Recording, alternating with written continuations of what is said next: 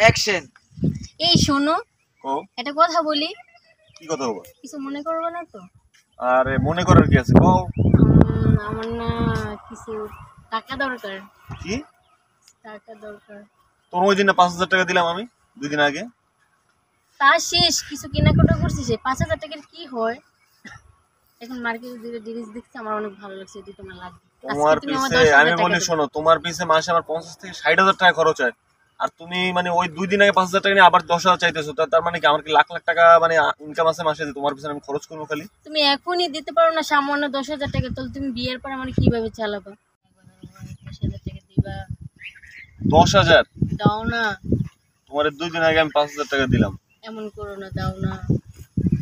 দেখো তুমি হিসাব করে দেখো, গত মাসে আমার কাছ থেকে 50 থেকে 60,000 টাকা নিছো, আবার এখন 2 দিন আগে 5,000 নিলা, আবার এখন 10,000 চাইতেছো।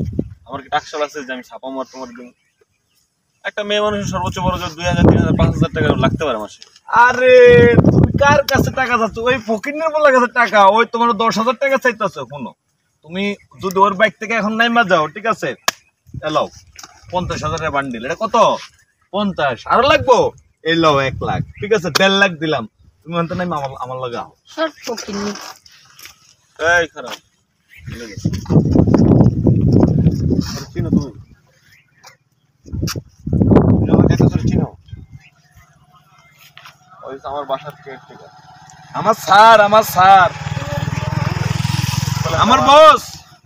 ওর বাসার কেয়ারটেকার করলাম, কেয়ারটেকার মামা বুঝো? পড়াশোনা করছো না?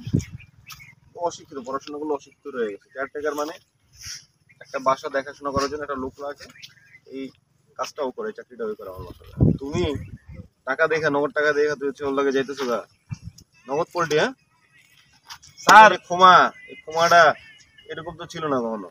তার মানে কি টাকা থাকলে ক্ষমাটা চেঞ্জ হয়ে যায়, আর টাকা না পাইলে হচ্ছে গা পুরো অন্যরকম হয়ে যায়, স্বার্থপর হয়ে যায়, তাই না? স্যার আমি আপনাকে কইছিলাম না স্যার, যে আপনি যে সেরির লগে প্রেম করেন, এই সেরি ইতিপূর্বে অনেকবার পার্কে একটা ছেলের লগে ঘুরছে।